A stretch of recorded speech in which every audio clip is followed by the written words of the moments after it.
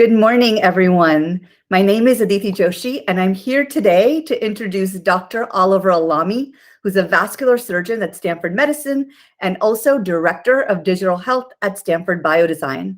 I'm going to give a short intro to set the stage and provide some context for Dr. Alami's talk on all the great work that's being done at Stanford. And then the goal of this talk is to not just share this open source work that they've been working on for several years now, but also to get your feedback on what Stanford can do better moving forward from a privacy perspective, since this is a privacy engineering conference. Now, just to throw some numbers around to illustrate the gravity of the situation, 17% of the United States GDP is spent on healthcare.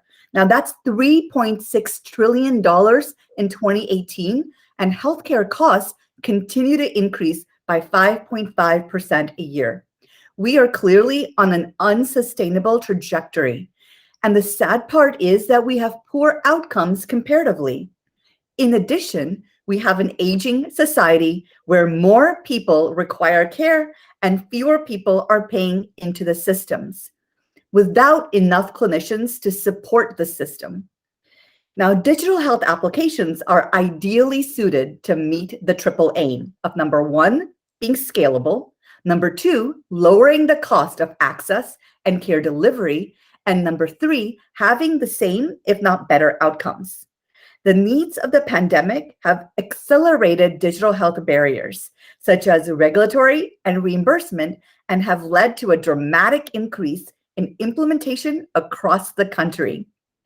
Digital health is essentially the convergence of patient data, connectivity, and computing power by leveraging the cloud to increase access and provide personalized healthcare to improve the outcomes at a lower cost.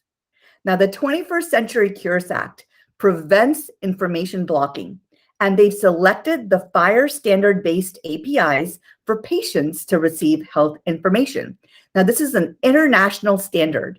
And even more impactful is the mandate to eventually expose all the data elements via an API by 2021 and 2022 at the latest, empowering patients to become the steward of their own healthcare data. This is a huge opportunity for third-party developers as patients become stewards of their own health records. But if it's not managed correctly through education, these developers may not adhere to privacy principles that are required, and they're just simply the right things to do and implement, especially considering how treasured privacy is to a patient. Dr. Alami from Stanford will talk about the 7 elements of HIPAA compliance where they've leveraged cloud resources. And with HIPAA and being HIPAA compliant requires a shared responsibility matrix. So engineers understand what are the responsibilities of cloud back end and a mobile app front end. Now, before we talk some specific technologies and solutions like what Stanford has implemented and is offering up as open source, it helps to do a deep dive into the healthcare market to understand the regulatory landscape and challenges.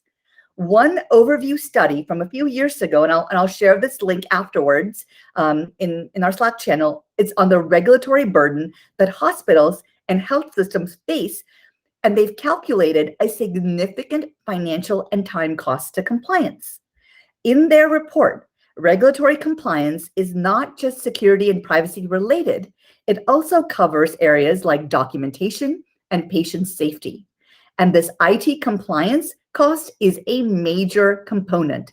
If we start looking at their figures very closely, you're going to see that across the industry, healthcare organizations like Stanford oftentimes are spending $39 billion a year on admin activities of compliance.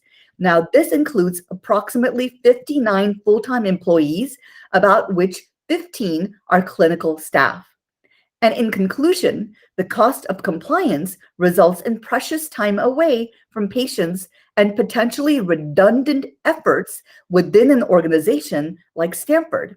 So it's really critical to be as efficient as possible. Now, cloud providers can help address some of this burden. And I'm going to turn it over to Dr. Oliver Alami from Stanford Medicine to talk more about the solution that they've been working on for the last few years. And then we'll open up the floor for your feedback on what can be done better, keeping privacy first and foremost in mind. Oliver, over to you. Yeah, hi, DT and participants. Thank you so much for the opportunity to participate and kind of share our story. I'm going to share my screen here. All right, we should be good to go. So as DT mentioned, I'm a clinician and work in an academic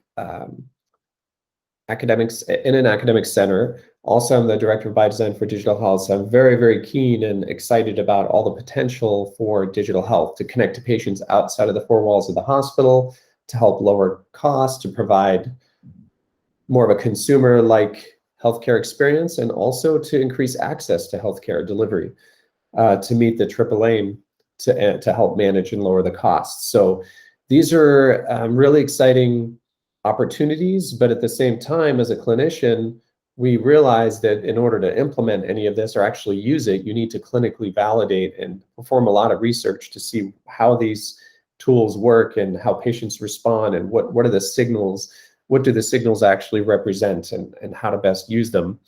So there are a lot of clinicians over my many years of doing research in the digital health space. I constantly have incoming requests from other physicians and researchers asking, who have these ideas, and they ask me, well, what do I need to do to get this application off the ground? And really, this is a diagram to show you all the steps that are involved, and it's pretty involved, fairly extensive. Once you have an idea, you have to really think about, which platform you're going to use. You have to think about the specific metrics you're going to measure. You would have to develop spec sheet, get funding, hire engineers, manage the engineers, design a study, submit approval for through the institutional review board to make sure your study is compliant. Then you have to go to the privacy office and make sure that you're meeting their requirements, test the software, fix bugs, validate that everything is working, and then finally start the study. And really, you can tell from that little story that there are quite a few stakeholders involved. And when it comes to privacy and security and meeting those requirements, there's a lot of risk or a lot of risk for exposure of sensitive information, and everybody has a role to play in how do you satisfy and coordinate all the roles to make sure that you don't sink even before launching your study. And that's really a tall order for a physician who's really just focused on answering their research question. So we realized that there is definitely a need to provide an even simpler framework. Is it possible to create a framework to kind of simplify this whole process and bring everyone to the table, and kind of unify the process and experience? And that's what Cardinal Kit tries to do. If you look at research studies in terms of the cost involved, it can be on average $200,000, but oftentimes it's even more, up to $425,000 in this study, to develop an application, which for most researchers is way too much, and would sink the ship right there from the get-go. And then add to that the time it takes to get all the coordination done and to go all through those steps.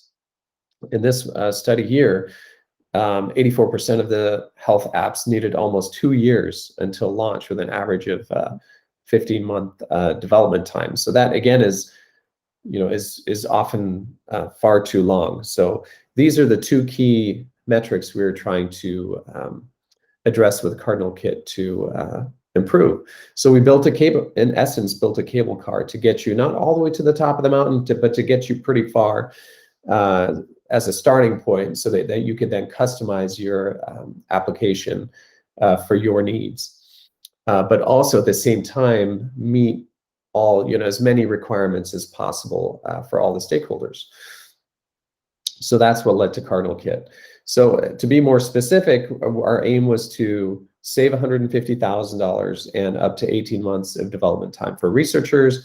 And also for, in our scenario, really work closely with the Stanford IT department and use tools that they have already in their, that they approve to, or approve of, in order to really go quickly from the dev environment to the research and production environment. So, I mean, in essence, what Cardinal Kit is, it simply marries the rich iOS front-end ecosystem with the rich Google Cloud infrastructure and tools that are available. Both do a phenomenal job at each of their tasks. And what we did is we kind of packaged it together using the Google Cloud, the serverless infrastructure, to make it really easy for developers, and basically used a backend infrastructure that was mirrored by the Stanford research IT, so that when we pointed our front-end application to Stanford's backend, they basically took over all the controls and so on in the backend, which is something that they required. I mean, if you dig a little deeper, you can see that the way it's designed, we have built-in Bluetooth connectivity to wearables, whether it's a blood pressure cuff or a smartwatch, that you then are able to get all that rich data to your encrypted iOS device. We also implement the two-factor authentication requirement, including the biometric requirement for the users to log into, and also the important data sharing permissions, which is required by HIPAA. And then we leverage the serverless backend, the Firebase SDK, with the encrypted HTTPS protocols to get the data to the cloud, and also leverage cloud identity for authentication purposes to control who has access to what. And the GCPs, specifically we used the Firebase and Firestore, which is a non-SQL database. And it's actually quite straightforward for the developers to use and implement. And honestly, this whole package can be, at least the sample application we provide, can be up and running within hours if you have your environment set up. And the beautiful thing is, once your study is, once you've tested it and you're happy with it, you can just point it to the Stanford instance before going live. And then they take over the managing the instance. They have custom rules, as well as access management rules that they have. And they have a separate business associate agreement with Google Cloud and so on to be compliant within the healthcare system.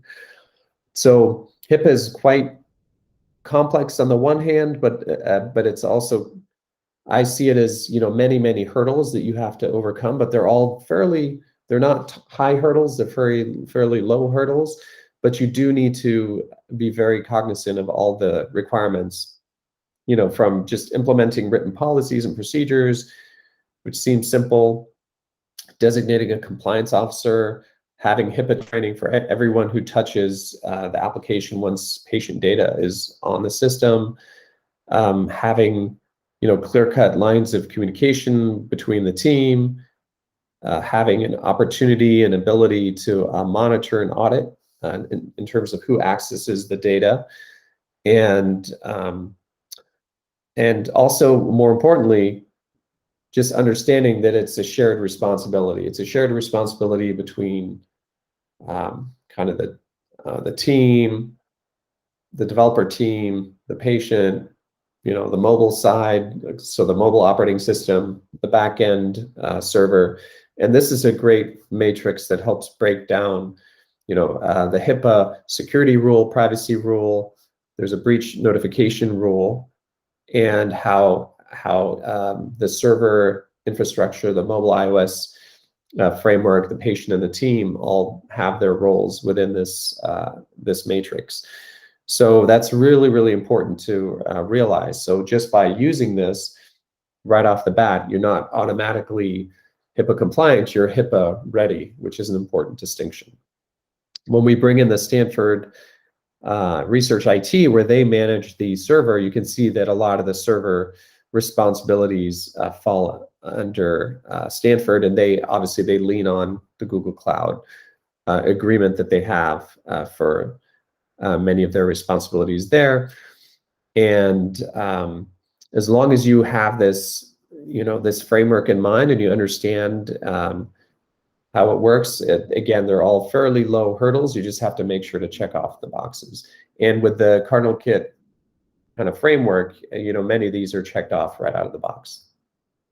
So for us, it was critical to partner with the university research IT, and by working together and closely and partnering with them, we kind of get this TSA pre-check approval for all the projects that come through. They can feel confident that they're following certain guidelines and using certain protocols that are pre-approved, and it really does speeden the process and lower the costs for going through this. So really, we act as a catalyst to help, again, lower the barrier and the risk kind of management costs for all these various stakeholders, to hope to just increase the throughput of more research applications so we can get to this great vision of the promise of digital health sooner. And in this process, we want to save 18 months for the groups and also $150,000 in development cost for the teams. So that pretty much concludes what I had to say. Aditi, thank you again for the opportunity. We're excited to take questions. Perfect. Thank you so much, Oliver. And we're just going to go ahead and open the floor to get your feedback on how and what we can do better, and also answer questions at the same time.